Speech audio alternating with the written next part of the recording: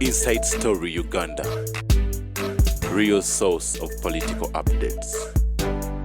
Kubiza parliament mu kisanja kino NRM olunaku olwajjo yawanze Dusu kutayebwa nga deputy ne Oboth nga speaker wa parliament. Aba opposition on the other side, NUP, which is the leading opposition political party, Boba atugambye dda nti basibidde ku Honorable Paul Mwiru, Honorable Norbert Mao naye gyali eri mu NDP.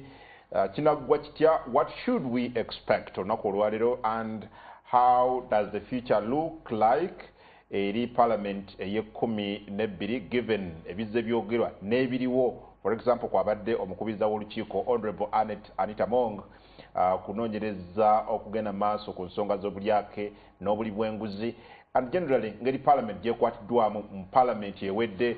Should we expect a completely different parliament, oba parliament ng'ey'e11 bwebadde some of the things bijja kujja mu parliament ey'e12? That nina Honorable Patrick Nsamba Oshabe ava mu constituency ya Kasanda ya Mambuka kwongera okunyumyamu ku bino muna NUP.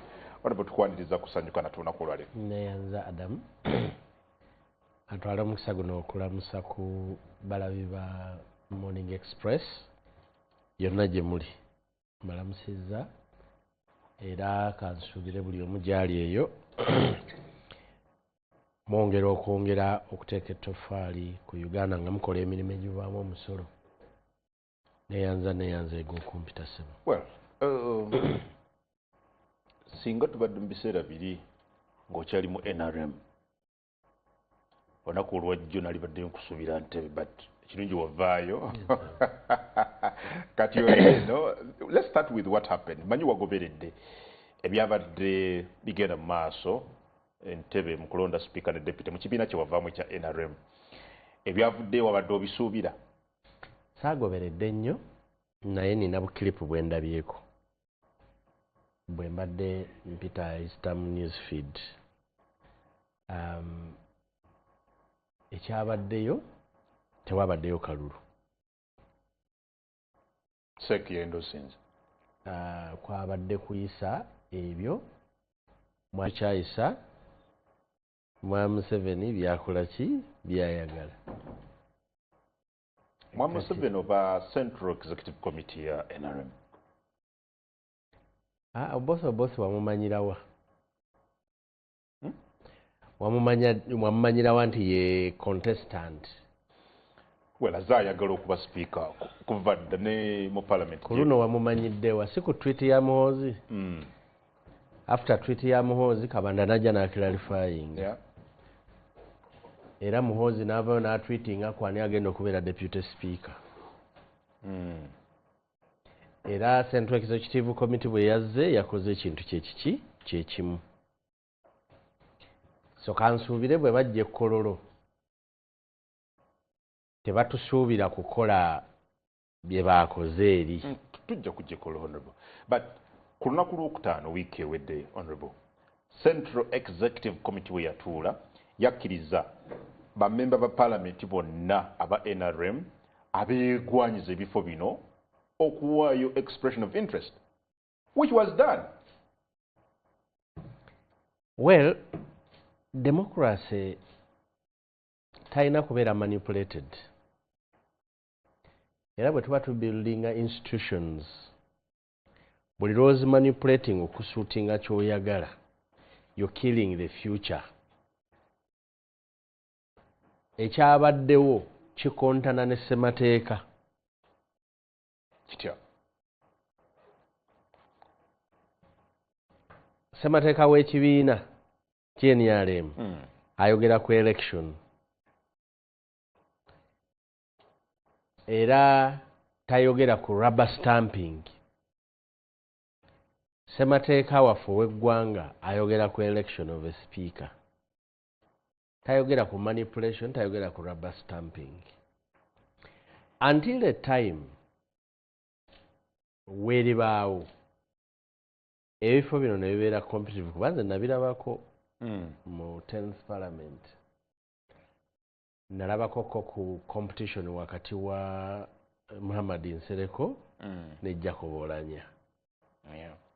Newankubadde nga ku kya sipiika kyalemesebwa okukola ki okubaawo naye nga ekyalibadde ekituufu kye kyalibadde okuwa bannayuganda omukisa through their members of parliament okubeera participatory ne tubeera ne sipiika nga tazze kusavinga interest za regime ne tubeera ne sipiika avuddeyo naye expressinga n'awa commitment eri bannayuganda nti bino bye twetaaga okukyusa mu paalamenti ya Uganda, bino bye twetaaga okukola mu paalamenti ya Uganda, era ssemateeka tugenda mu protectinga bwe tuti, enguzi tugenda girwanyisa bwe tuti.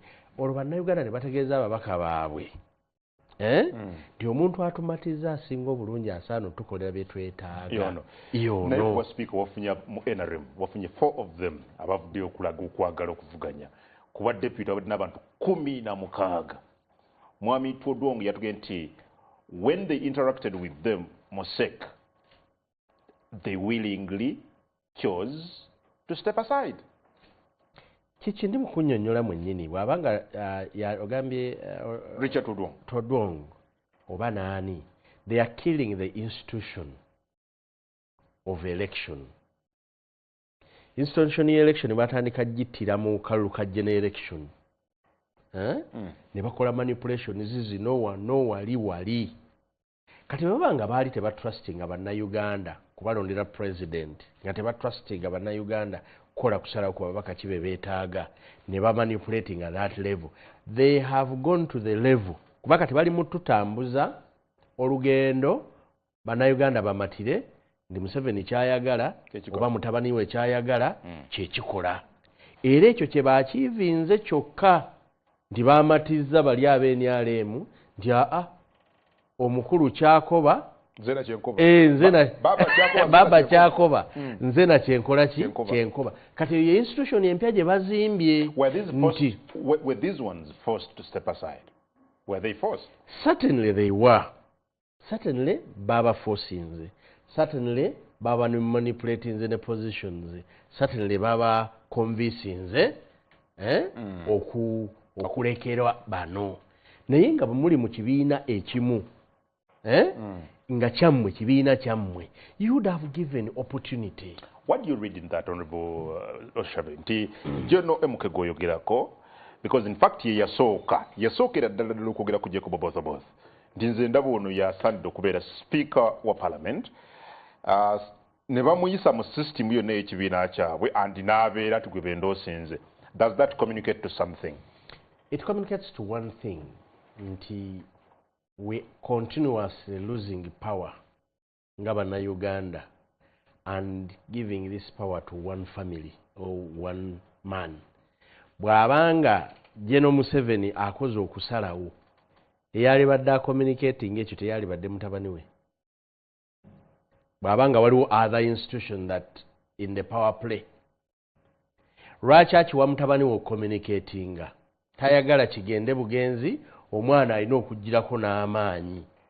Kati Oboth who is going to be the Speaker of Parliament by their numbers must pay allegiance to both. You must pay allegiance to, you have to pay allegiance to the son and you have to pay allegiance to the old man. So they are building an institution. The only power center is us. Is us. The rest of Ugandans wakirabye ku babaka ba parliament ab'NRM. One day babadde bayimba Anita Amongo. We have endorsed Anita Amongo. Tuli kwa Anita Amongo. Era Anita Amongo. After immediately, Kabanda comes up to announce Muhoozi's position. Never shifting within one day never shifting ogendo balabanga bonna bali mukono bayimba Oboth. So kakati eno regime luli twali tugirabanga nti probably there is a group of people abasalawo kakati tuli ku level nga family members be bakola ki ne basalawo. So the rest of us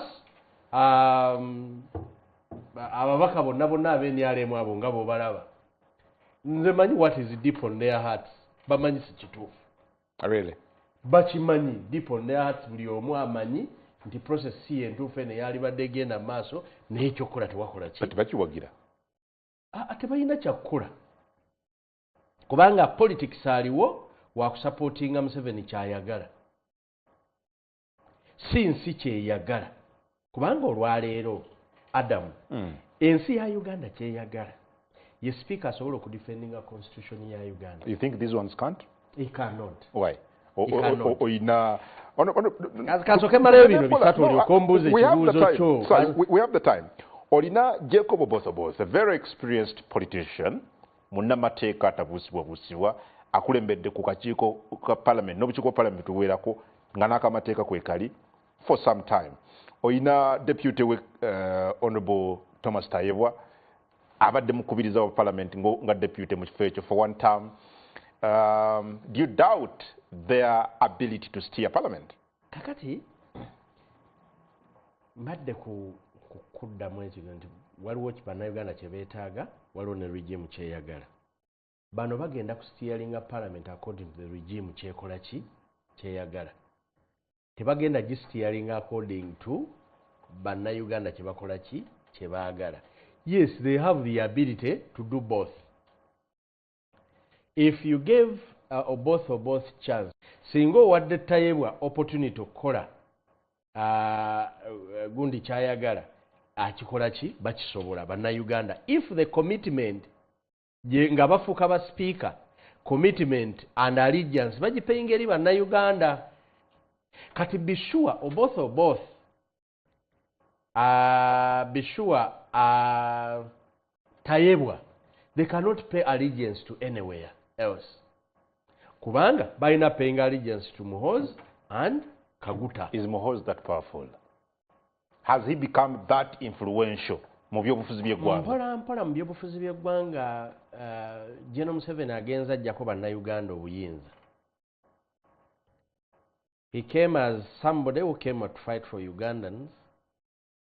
Naye mpola agenza ajjako buli lwoba abusinga institutions is protecting bannayuganda njagala kutegeeza omaliriza ezo institutions zikoze eki bannayuganda obagyeeko obuyinza. Tosobola kuŋŋamba nti olwaleero both gwe baalonze through a tweet asobola okukeera enkya n'agamba nti I am against what the Museveni kyayagala. So in other words, he will be the number one promoter of corruption. If he becomes a speaker, he will be number one promoter of corruption. Lwaki, the corrupt appointed you in that position. Okitegere. He will not defend the parliament because one of the roles of a speaker is to defend the rights of members of parliament so that they can freely debate, they can freely be able to express themselves for the people of Uganda. They will never do that. They will work hard. Tewagenda kubeerawo difference wakati waabwe n'Anita Amongo. On the front of corruption, it will continue. In the parliament, but also outside the parliament. Because I don't see any of those person elected like that, nga asobola okuvaayo, nga bamu appointinze bwe batyo, nga asobola okuvaayo in one way or the other, n'akugamba nti asobola okugoyinga against a supplementary budget eyaba regime gye beetaaga. Kuba waliwo sente ze babba misanattuku in trillions. Speaker ye yalibadde awo nga ye buffer okugamba no scrutinize this zaabange ze twafulumya zaakola ki zaalagawa. You cannot nga bakulonze over tweet somebody will remind you jakugamba by the way don't forget that you were nobody. I made you who you are, so kindly pass my budget. Kati bulobera nga parliament epassinga budget anyhow Chikutegeeza, you have seized your constitutional role. Temusobola gikola kubanga constitution eyina obuyinza bwewa parliament. Yensonga lwaki bagamba nti speaker of parliament ayina kubeera elected. Appointed. Not appointed. ayina kubeera elected. Lwaki? You have to defend the interest of Ugandans. Kati tosobola kubeera na sipiika alondeddwa mu mana bwetyo n'ogamba nti at any one time agenda kubeera nga fighting against excesses mu system yaabwe ey'okufuna ba flag bearers kuba speaker. Is there anything they violated? Well, saagala nnyo kugenda mu... No, you were there. Because waga nti omuntu alondeddwa mu mbeera eyo bo bajja kugamba nti ffe amateeka gaffe mu kibiina kye gatugamba kye twakoze tetwasinzidde ku ani ayogera ki ani agambye eki. We opened up. Singa babadde bakyagala ekyo kibeere ng'ekibiina bwe kyagala baali badde tebaforcinga Anita Among okuvaamu. Was she forced? She was. She was forced. Baali badde tebaforcinga Anita Among okuva mu race. What makes you think that she was forced? Because naye yavayo n'awandiika ku X naganze nkitadde weetaaga kubeera nga oli mugenyi ate ategedde byatuuse ku Anita Among kyogamba yabitadde mu kwagala. Wali badde ojja ne weegera eryanyi n'Anita Among n'oleeta obosi wo n'Anita Among ne muvuganya. Why do you kill Anita Among ng'oyagala wabeerewo election? Wali badde omuleka ne bajja within the party. Kati kyetwalirabye mu kalulu akavudde eyo twalirabye competition wakati wa Anita Among gwe mwakyuzi no both. Kuba still you could have used the strong reasons nomatiza ababaka b'NRM nti bannange Anita Among is a problem, she's corrupt. Oboth tumuleeta olw'ensonga bwe ziti kuba twagala ku fightinga corruption. Mu kokasi y'NRM it would have been possible nga temunnaba kujja wano. Kakati you have forced Anita Among get out oleese ono kitegeeza you have killed the institution eyali badde tuwa omukulembeze as through an election. Kyendowooza nti probably Anita Among baamutya ne bamanya nti tebasobola muyitako mu kokasi nga option ye balina omukola kwe kumukuba we bamukubye okumugwerezaayo basobole okuleeta gwe bakola ki. In fact Anita Among wadatula ku seke naye seke zombi teyabaddeyo eya Friday eyajjo baroso ne mu kokasi ng'omubakira teyabaddeyo nga tebasobola mukkirizaayo kubanga she could make an influence ku babaka ba parliament n'abagamba for example newe yali bagambye Bugambi tyatuleese ono ne bagaana Bugambi kyali badde kinyiza muzeeyi wa kuno. So Thomas Tayebwa ne Jacob Bothobos babaka ani abaleese kibiina oba bantu sekino bazze kukiikirira Museveni awo si bannayuganda era kyovula baffe tetwagala akalulu akange njagala kawa Paul Mwiru. We shall get there. Njagala kawa Paul Mwiru. So tosobola kuyimirira wano nga yali member wa NRM noga nti Tayebwa no Bothobos baspeaker abaleeteddwa NRM wabula nti baleeteddwa Mwami Museveni ne General Muhoozi. Bino byenjogera kuba bannayuganda ekirungi njogerera mu Uganda nga bannayuganda babadde bagoberera. Mwami Museveni singa yayagadde okweka ekyo ti bano sinze mbaleese. One, yaliisa ababaka n'afunako oludda n'agamba nze siwagira Anita Among mpagira Bothobos kyali badde kimala. Ne bateekawo akalulu within NRM. Akalulu ne kakwajja. Bwe kakwajja ne wabeerawo akola ki? Nze we naliyo twalina competition wakati wa Anita Among ye yali atumobilizinga wakati wa Jacob Oulanyah ne Muhammad Nsereko. Bwe twatuuka Entebbe ne batusingira actually bajja seeke esazeewo nti baleeta Jacob Oulanyah ne tugamba Nsereko ne tumugamba nedda tujja independent eyo bbiri that is the 2016 tuva Entebbe nga tugambye nedda tetukkaanya na kye bakoze eki na kye basazeewo tugenda kujja independent era Muhammad Nsereko ajja independent tujja mu parliament nga tuzze kulonda So there was that opportunity. Kati olwo kyatuukawo mu 2006 Kadaga juzi n'avaayo n'agamba nzija independent. Ku luno bayagadde okuba Anita Amongo nga tebamwagala kumulaba ku ballot Kololo. Sirowooza nti anaasobola n'okubaayo leero nga tebaagala mulabayo. Is it deliberate? Andi kyenkunyonnyodde kyenkugambye nti baakikola ku Muhammad Nsereko ne tujja independent. Kadaga najja independent. Nekifoosinga Museveni okujja okutuula mu gooni ne bateeka ne kamera wali okulaba ani. Babagamba si kamera. Babagamba kino kintu kirala. Yali kamera nga bagizaani tulonze Nsereko. Kati ekyakadaga juzi okuva mu Seeke nga protestinze baakitidde ku Anita Amongo. Ngagamba Anita Amongo wa protestingira alina considerable support asobola okutuuka Kololo n'atukuba akalulu. Kati ndowooza ensonga lwaki baamutidde ne baagala omukubire naye nga Anita Amongo alina ebizibu ebimala byali badde nnyonnyola bulungi abantu mu caucus nga bannayuganda singa oba otaddewo institution ya politics kuba it's an opportunity omuntu n'avaayo naye expressinga naye nze njagala ondage Thomas Tayebwa ng'asaba abantu b'NRM akalulu kuba deputy jo nga bali mu gundi ondage obosi ng'ayimiridde mu caucus ng'akonvinsinga abantu bali nti munonde. Ekyo tekyabaddewo kyetwalabye kyokka ye Richard Odwong ne omukulu sente wakakiiko the presented candidates nagati be bano betubanjulira kubanga bano babasoma nti kyemwagala temwagala bye twagala mwagala tuyise bye mukola ki bye mwagala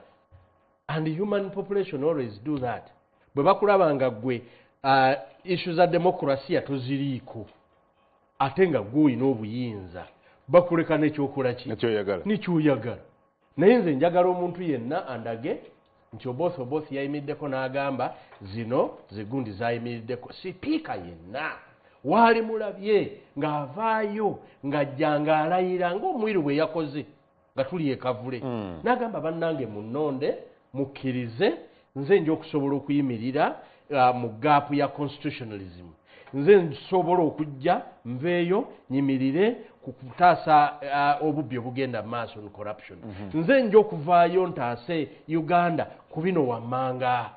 That did not happen. It could not happen. Lwaki osobola naawe okuvaayo n'olaga abantu nti oli w'amaanyi yet you're going to be a puppet mu leadership yani. Okay, kati NRM ya ababaka for example kwa bosi ne Tayebwa bawanise emikono kati igwe nga basinzira ku ki?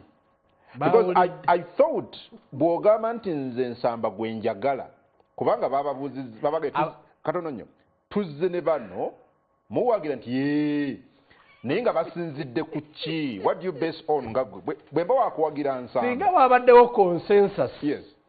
Bwemba wakuwagira nsamba nalibadde nina omukisa okuwuliriza yayimiridde ku ki? What is inside his manifesto ne byayagala otukolera ababaka ne parliament n'eggwanga okutwaliza awamu. That's nawe nakirabye Ejjentebe.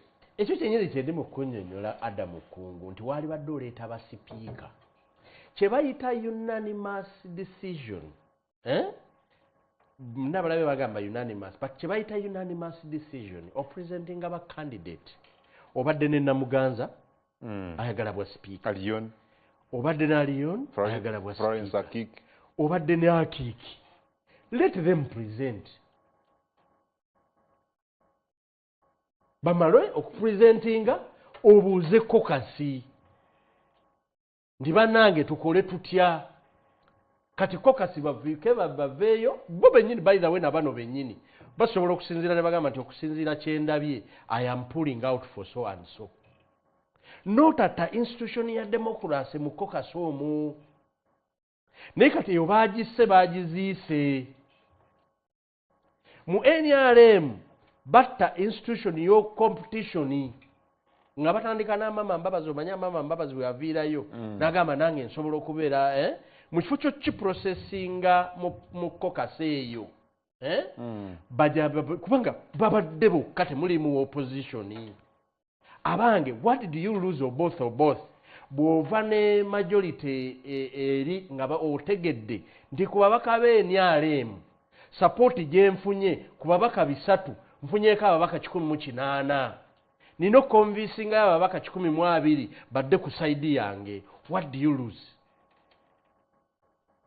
Naye kati agenda kujja nga tazze kuweereza babaka ba parliament, yazze kuweereza Mwami Museveni, agenda kujja nga azze kuweereza mutabani we. That is the unfortunate bit.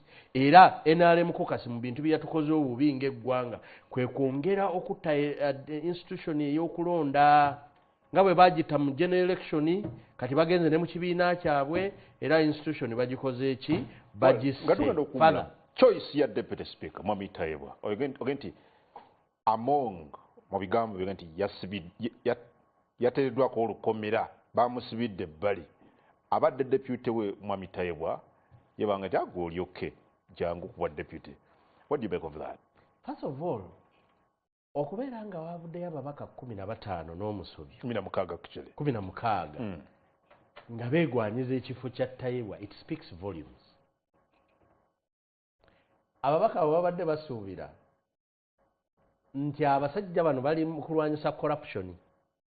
Beda bwe batugamba nti balwanyisa bulyaka. Bababaka be babadde basuubira era nga tebalina ngeri yonna bwe basobola era nga bo bakkiriza nti wali ngeri yonna gy'osobola kuyisa Tayebwa. Ate ng'oli mu kuinvestigatinga Anita. And Tayebwa is not accused anywhere. It's Anita who is being investigated. They are investigating Parliament. Yes. You cannot tell me nti Deputy Speaker is not investigated. Okuleka nga byokola oli mu kubuzaabuza abantu. You cannot convince me. At this point in time, bw'obanga wa institutinze investigation, leadership ya Parliament nga bwebadde, they are all under investigation by commissioners bonna. Because I really don't think Anita Among has been working alone. So if you have proved that Anita Among is a thief, they've not yet proved. They are still investigating. Kale bw'obanga wasazeewo n'ogamba Anita Among oli mubbi era n'ekifo kino toddamu kukyesimbako, kiba kitegeeza ne babadde akola nabo bonna the culprits. Nti abadde abikola yekka. Tasobola kubanga abadde abikola yekka. Newankubadde ye head of institution. Tetulabangako Tayebwa at any particular point in time ng'agamba speaker yakoze ebintu ebikyamu byesikiririza. Babadde nga balongo. Era kampeni yaabwe badde egenda Anita Titi. Era nga besuubiza nti bwenkita gwakwata. Kakati there is no way you can convince me nga nze nsamba. Nti omuntu gwe batadde I should be under investigation. Ate olwaliro gwe kukoze eki? Owadde. Gw'oyisiza. Yensonga lwaki ababaka bano aba Parliament baavuddeyo bangi nga batambulira mu gundi nga bagamba leero Parliament bagenda girwanyisaako enguzi. No, bano bakutegeezeza nti kye tubaddeko tekibadde kya nguzi. Tubadde ku geemu ndala, ebadde ku geemu ate Tayebwa bamulinako buzibu ki? Era enguzi egenda kusigala ng'ekwajja mu Parliament, enguzi egenda kusigala ng'ekwajja mu ggwanga. Lwaki ekwajja mu ggwanga? Parliament yeevunaanyizibwa okulwanyisa enguzi awalala. Katosobola kubeera nga bano abali corrupt basobola okugamba ku bali corrupt ewalala. There is no way Parliament can talk about Minister of Finance mu corruption. About corruption in Minister of Finance nga ba finance bayisiza Parliament sente zebba. So there is no way ekyo bwe tugenda okifunamu nga baki nga bannayuganda. If we had the numbers. But appointing authority yakugamba dda Mwami Museveni. I've called him appointing authority. Why? Because go nti yalonze bano. Yakugamba dda luli nti teyeetaaga kulaba nguzi na buli yake mu Parliament. Wakati egenda kukwajja nga ate bano mwennyini okusinziira ku gwe yabeerondedde. Bw'ogenda n'ekyo n'ebyayogera olabanga enguzi egenda kufuuka lufumu. If he was to fight corruption, Mwami Museveni knows that one of the battles ezasinze okuluzinga is the battle of corruption. Why? He is corrupt himself. No. How? No, you cannot say that, Honorable Nsamba. You cannot say that. Kubanga tavunaanibwanga kati gwenga NBS otyo okubyogera. No, but he's not. Gwenga NBS otyo okubyogera. The fact that the president is manipulating parliament and ensuring that waliwo bwayagala abeere speaker. Is that corruption? Yeah, that's corruption. You're influencing a process. Yes. You're influencing a process. Process eyalibadde nti abaka ba parliament actually yalibadde tabeera nayo. But because he has interests in making sure that the person ali mu kifo ekyo you are serving her interests kyova he does everything possible to corrupt the minds of members of parliament. Okulaba nga tebakolanga kye bagwanidde okukola. Katuwumule mu kusanyuka kwoli tunywa ku mazzi katono dakiika emu oba bbiri bwe tujja. Yes, what options does the opposition have under the circumstances? Balina Honorable Paul Mwiru gwe baleese kusinziira ku Mwami Nsamba agenda kuyitawa tugambe nti kyawedde dda bansamba bakootakoota mu Gaalumonde. We are going to see Parliament again ekubirizibwa NRM nga bwe gubadde ebbanga lino lyonna.